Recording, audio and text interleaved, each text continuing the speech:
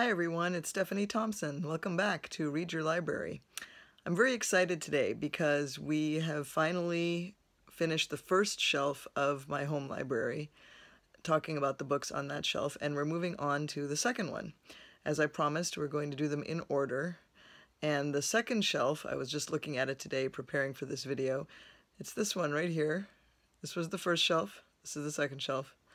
And it's got some interesting things on it. It's kind of a hodgepodge, but about half of it, the first half we're going to talk about, is books having to do with, set in, or otherwise about the Middle East, because as some of you know, that's where I'm from. I was born in Lebanon. My parents are Lebanese. My mother was born in Egypt.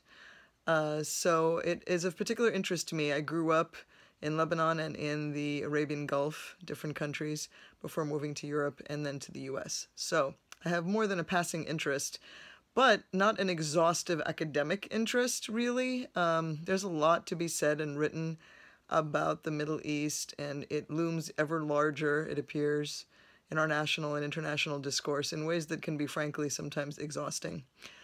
So to me, it really is just about books that pique my interest for some reason or another. I'm not about to do an exhaustive survey of any and all books, fictional or otherwise, about Arabs, Arabia, the Middle East, Africa, and all of that.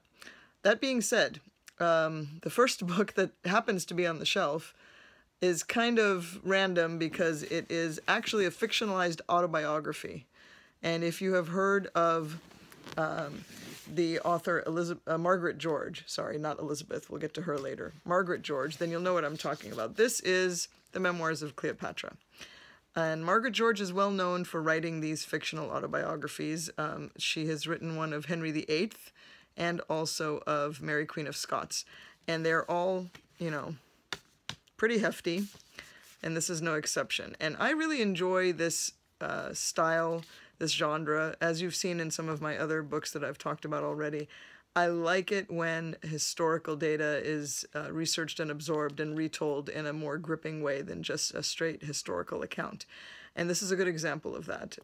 This author really does tons and tons and tons of research and then throws herself into the life and what she speculates might be the mind and heart and soul of her subject.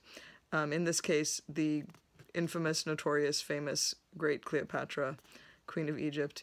And I really whipped through this book when I first read it, even though it's quite hefty, because it was fascinating to read what a contemporary author believes Cleopatra might have been thinking, feeling, and doing during the time of her reign, which is only partially something that we know about from, you know, accounts, historical accounts, and whatever's left of the scholarship and archaeology and whatnot of the time.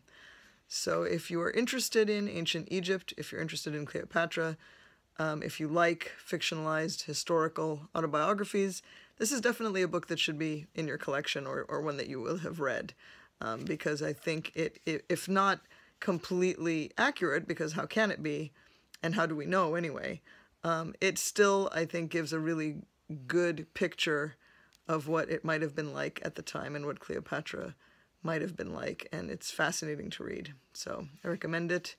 It's the first of our new shelf of books we're looking at, so to see more of those and to see where my interest has wandered and what may or may not end up on that shelf, come back and watch the rest of the videos. And thanks for coming back to Read Your Library.